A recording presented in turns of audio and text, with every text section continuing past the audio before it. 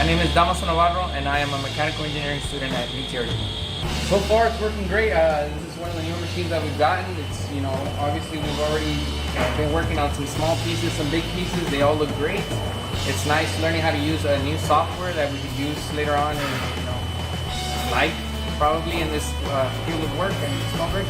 Pretty easily. I mean, just importing and stuff like that and editing it there looks a lot simpler than it is in SolidWorks. I've done my senior design all on SolidWorks, so I'm not a pro, but I can have my way around, and that's way easier. So those are tabs. We're mounting the front suspension and basically every part of the suspension on our Baja vehicle using those tabs like that. They got to be pretty strong. Before that, we had to cut them manually using a mill to draw those holes, and then just belt sanding them until they came out that nice curve. But it took seconds, and they work way better, perfect fit every time, and they're gonna work great.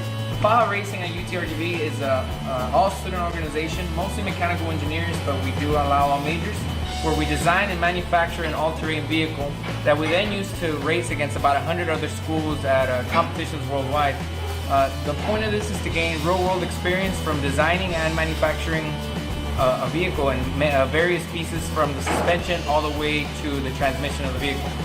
We do precision work, and we do it great. This is the car we used for the 2016 competition. Obviously, it looks a little dismembered.